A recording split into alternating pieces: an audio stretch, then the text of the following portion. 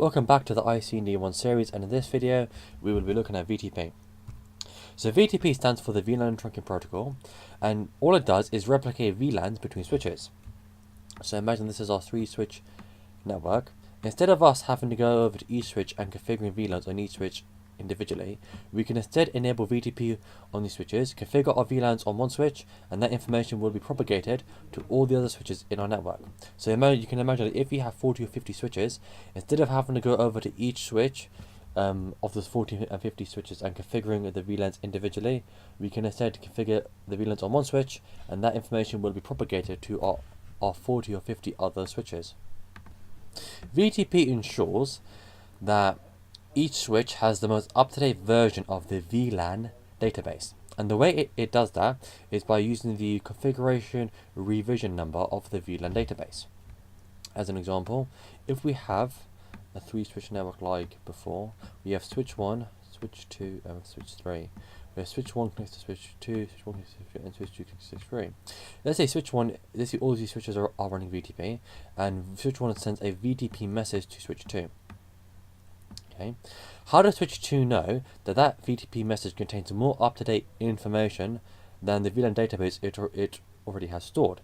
Because it uses the configuration revision number. Now, this message will actually contain the configuration revision number of VLAN 1's database. Switch 2 will then compare the number in this message to the configuration revision number of its own VLAN database, and if that message contains a higher number, then switch 2 knows that switch 1 has a more up-to-date version of the VLAN database, and switch 2 will then copy switch 1's VLAN database by requesting switch 1 to send it so switch 2 will say to switch 1, can you send me your VLAN information so I can update my database so that it looks just like yours. Anytime we configure, change, so rename, or delete a VLAN, the configuration revision number is incremented by 1. So as an example, if you create a VLAN, it'll go from 0 to 1. If we rename the VLAN, it'll go from 1 to 2. Then if we delete that VLAN, it'll go from 2 to 3. Anytime we make a change to our VLANs, the configuration revision number is incremented by 1. And so the switch with the highest configuration revision number is considered to have the most up-to-date VLAN information, and then his VLAN information will be replicated to other switches. So VTP, like other protocols, switches with VTP, they communicate with these with VTP messages, and with these VTP messages are sent on every 5 minutes, and they contain the VLAN information of our switch. That switch, and switches running VTP can only support up to 1005 VLANs. So normally we can configure up to 4096 VLANs. If we were to use VTP, we wouldn't be able to configure as many VLANs as we could if we weren't trying to use VTP. Also, with VTP, we have to configure a domain name for VTP. So in essence, all the domain name is a little group that the switches all kind of like join. So we would configure them with the same domain name. It's case sensitive as well, so how we configure it on each switch is important, whether we use capitals or letters or numbers. So the way it works is that devices will only share VLAN information with other devices that have the same VTP domain name. So in this case, if switch 1 was to send a message to switch 2 with this VLAN database, switch 2 would ignore that message if the VTP domain name of switch 2 was different to the VTP domain name of switch 1. So what happens when we join a brand new switch out of the box to our existing network? By default, it'll have the VTP domain name of null, and so a brand new switch with the VTP domain name of null will take on the VTP domain name of the first message it receives. So in this case, if switch 2 has the VTP domain name of Cisco, and it sends a VTP message to this switch, it calls switch 4. Switch 4 will assume the VTP domain name of Cisco and will then inherit the VLAN database from switch 2.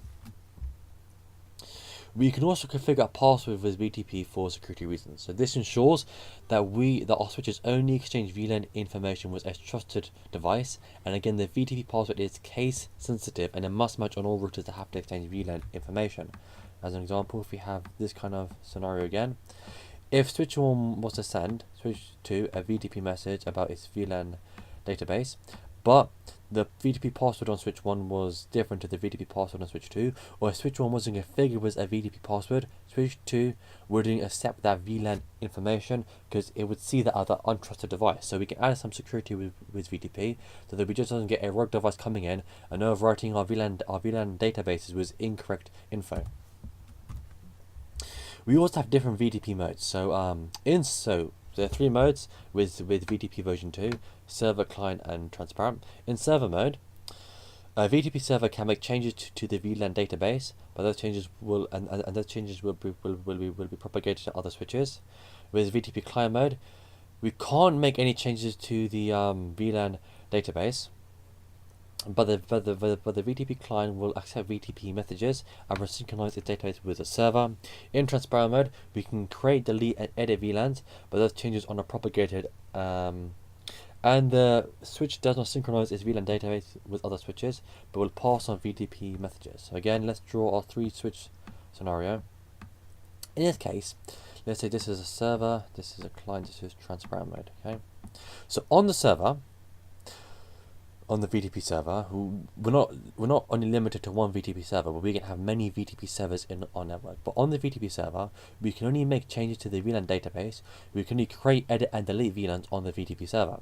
And when we do that, the configuration revision number will be incremented by 1, and this device will send out VTP, what's known as summary and subset messages to neighboring devices. On the VTP client, we cannot edit, delete, or create any VLANs. So on the switch, we can't go there and create any VLAN. It wouldn't allow us. The reason why, this switch is configured in VTP client mode. A VTP client, what do you call it? A VTP client. VTP client. What's the word I'm looking for? Like this. A VTP client relies on a VTP server in order to obtain its VLAN database. So the way it works, the VTP client will listen to the VTP server. When the VTP server sends its messages, it's going to check if that server has a higher configuration revision number than itself. If it does, it's going to accept the VLAN information from the server. It's going to synchronize its database with the server. If it doesn't, it'll actually advertise its own VLAN database to the server. With a switch in transparent mode, we can create, edit, and delete VLANs, but those changes are not propagated. So when we create VLAN, that VLAN isn't then propagated to this switch or this switch. This switch will accept VTP messages, will not process VTP messages, but will pass them on to any neighboring switch. So transparent mode effectively turns off VTP. When client mode, we cannot create any VLANs, but the client relies on the server to synchronize its database. On the server, that's when we can create VLANs, and the changes are propagated to other switches. Now, VTP messages themselves are sent sent every 5 minutes, or when there's a change to the VLAN configuration. So either send every 5 minutes on a periodic basis, or if we were to create a VLAN or rename a VLAN or delete a VLAN, then VTP messages would be sent, and they're sent untagged over the trunk port using the native VLAN. There are 3 types of VTP messages: summary, advertisement request, and subset advertisements. So summary advertisements are sent every 5 minutes, and they just inform the neighbor of the sending switch's current VTP domain name and configuration revision number. And then the receiving switch will compare its own VTP domain name in the message with its own VTP domain name. So in this case, this 2 switch scenario, the message summary is sent. Switch 2 will compare its own VTP domain name with the VTP domain name in this message to see whether it should synchronize its database with switch 1. Subset advertisements will follow. So imagine subset advertisement behind, and these will actually contain information about the VLAN database on switch 1. So these messages will contain the VLANs configured on switch 1 as well as the name of those VLANs. The advertisement request message is sent out when a switch is reset or when the VTP domain name is changed. And it is also sent out when the switch receives a configuration revision number. Receives a message with a higher configuration revision number than its own. So in this case, if this switch receives the summary advertisement, it's going to send out a advertising request, switch 1 will send out a summary advertisement followed by subset advertisements.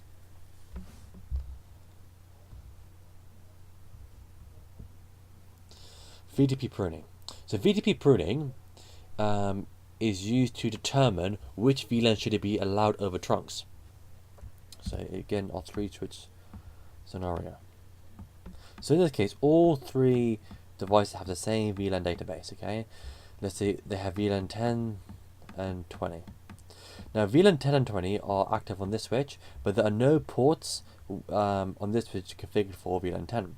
It would be useless when a broadcast message is sent to send traffic to the switch, because no end devices, no hosts exist in VLAN 10. It'd just be a waste of bandwidth. So what VTP pruning allows us to do, allows the switches to automatically decide which VLANs should be allowed over a trunk link and which VLANs should not, and thus it stops traffic from being forwarded needlessly to another switch. And so the way it works is that because this switch has got no ports in VLAN 10, that VLAN will be inactive. That means that VLAN will be pruned, will be blocked from flowing over this link, and any traffic for VLAN 10 will not flow over this trunk link over here. If VLAN 10 was active on this trunk, then traffic would be allowed to flow over this trunk link. So all it does is it just allows switches to automatically make a choice over which VLAN should be allowed over a trunk link and which VLAN should not be allowed over a trunk link. So what can go wrong with VTP?